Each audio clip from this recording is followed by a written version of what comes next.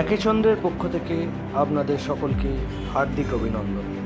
কদিন আগেই বেরিয়ে পড়েছিলাম পাহাড়ের উদ্দেশ্যে। গন্তব্য ছিল সিকিম।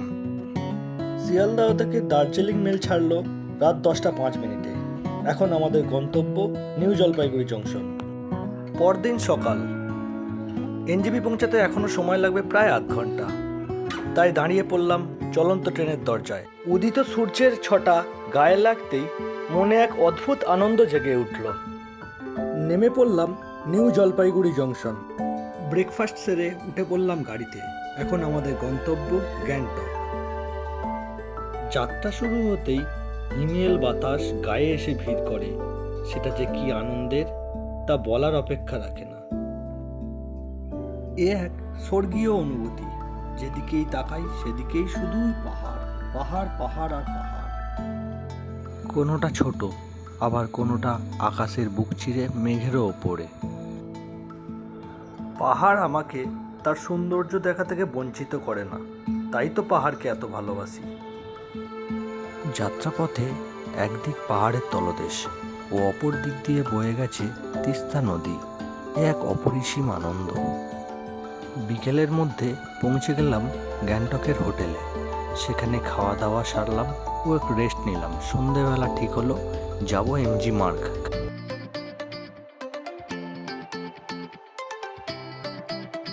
এমজি মার্গ থেকে ফিরতে রাত হয়ে গেল। পরদিন সকালে আবার বেরোতে হবে। এবারে গন্তব্য লাচুং। যাওয়ার পথে চোখে পড়ল 7 সিস্টার ওয়াটারফলস।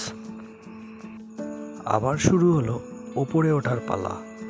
পাহাড়কে যত দেখছি তত মোহিত হয়ে যাচ্ছে।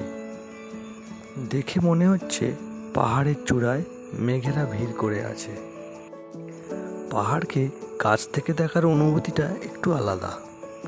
চেকপোস্ট পেরিয়ে অন্য পাহাড় যাওয়ার রাস্তায় পড়ল লোহার পুল। নিচে দিয়ে বয়ে গেছে তিস্তা নদী।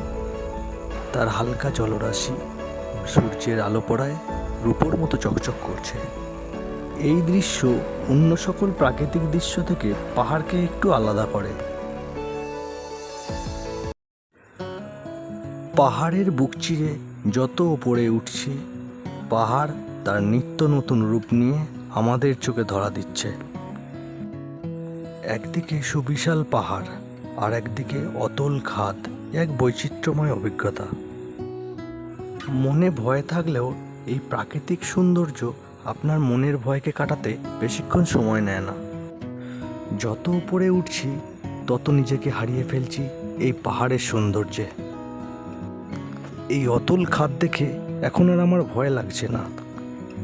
এখন আমার মনে হচ্ছে পাহাড় আমার হাত ধরে তার সৌন্দর্য ঘুরিয়ে দেখাচ্ছে। মেঘেরা যেন আমার কানে কানে কি যেন বলে যায়। মেঘেদের কোলাহলে নিজেকে হারিয়ে ফেলি মেঘেদেরই মাঝে। তারা যেন আমায় হাতছানি দিয়ে ডাকছে আর বলছে, দেখে যা আমার সৌন্দর্য। দেখতে দেখতে দুপুর গড়িয়ে বিকেল হলো। সূর্য পাহাড়ের কোলে ঢলে পড়েছে। পাহাড়ের কোলে সূর্যের মুখ লুকানো এক অপূর্ব দৃশ্য, যা দেখে মন ভরে যায়। কিন্তু কে জানতো কোনো এক অজানা ভয় আমাদের ঘিরে ধরছে। শুরু হলো অঝোরে বৃষ্টি ও বরফ পড়া। এ অঞ্চলের আবহাওয়া নাকি এরকমই, হঠাৎ রোদ হঠাৎ বৃষ্টি। কেউ জানে না কখন কি হবে। অতিরিক্ত বরফ পড়ায় আমরা আর বেশি দূর যেতে পারিনি। ঢুকে পড়তে হয় হোটেলে। পরবর্তী ভিডিও দেখার জন্য চ্যানেলটিকে সাবস্ক্রাইব করে রাখুন।